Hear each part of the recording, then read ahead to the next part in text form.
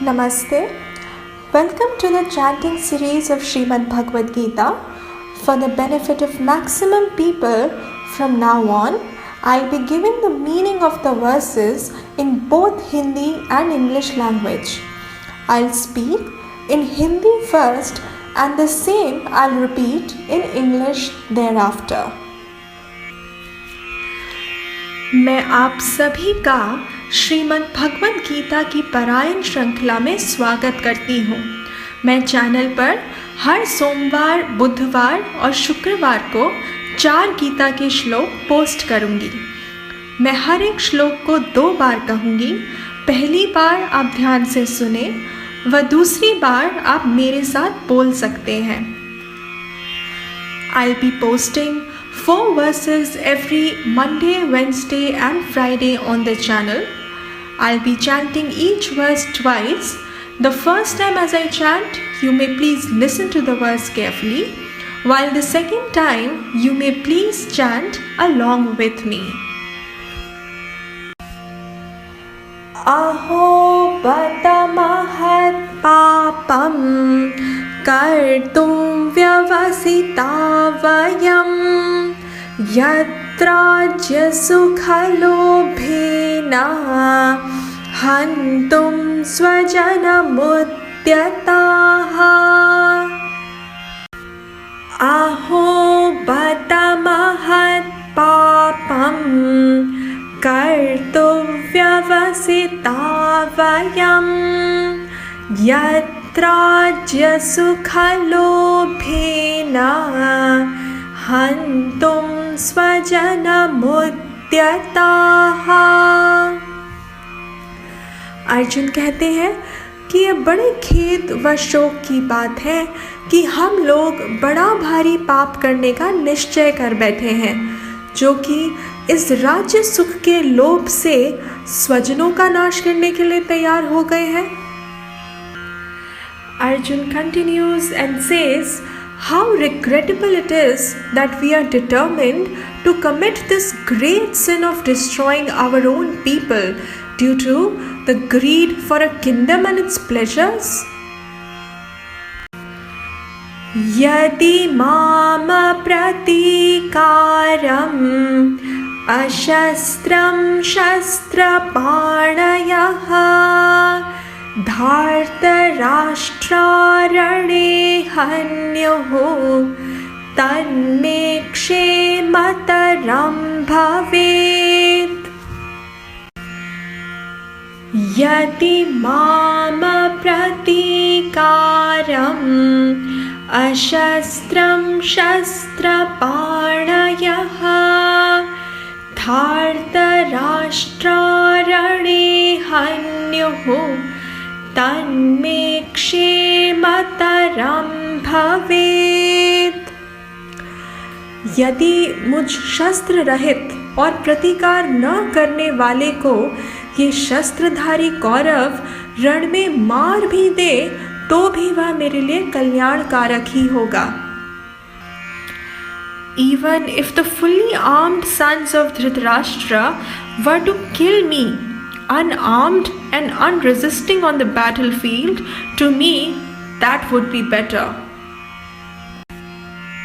Sanjaya uvacha eva muktvarjuna sankhye rathopastha upavishat visrijya sasharang chapam shoka samvikna manasaha.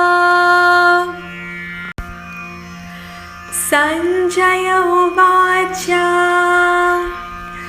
eva muktvarjuna sankhye rathopastha upavishat visrijya sasharang chapam shoka samvikna manasaha.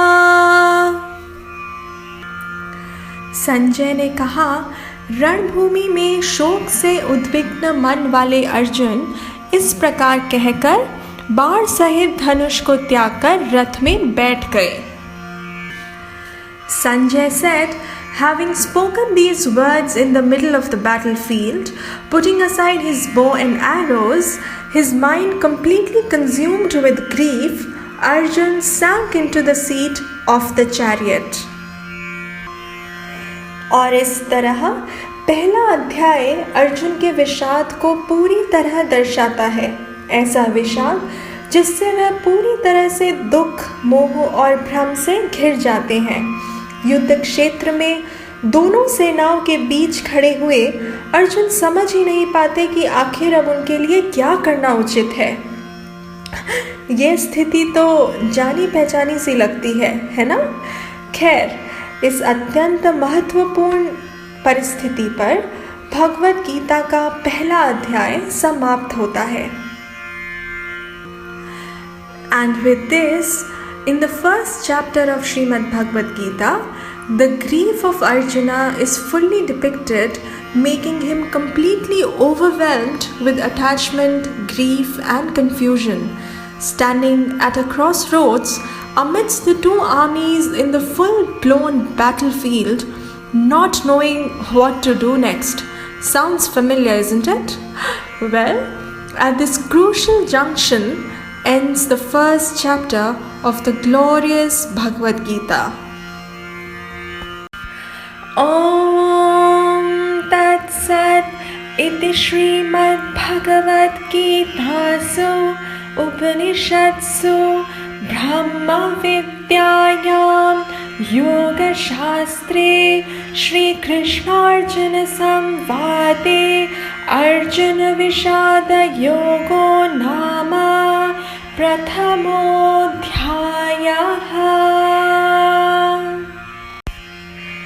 इस प्रकार गीता का पहला अध्याय अर्जुन के दुख की स्थिति को पूर्णता दर्शाता है।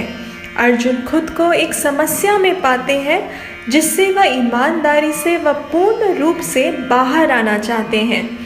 खुद से जब वह सोचते हैं तो उन्हें लगता है कि समाधान लड़ाई को छोड़कर चले जाने में है, लेकिन वह अंदर ही अंदर कहीं ना कहीं इससे सहमत भी नहीं है। उन्होंने यह नहीं समझा है कि यह समस्या शायद उनके लिए स्वतंत्र रूप से यानी खुद से हल करने के लिए बहुत ज़्यादा गहरी है और इसलिए वह कृष्ण को आत्मसमर्पण भी नहीं करते हैं। इस प्रकार इस दुविधा में फंसे अर्जुन पहले अध्याय के अंत में दुखी होकर रथ पर वापस बैठ जाते हैं। अब अगले अध्याय में हम देखेंगे कि श्री कृष्ण अर्जुन को क्या कहते हैं। Thus, Chapter 1 appropriately highlights Arjuna's grief. He finds himself with a problem from which he sincerely wants to get out.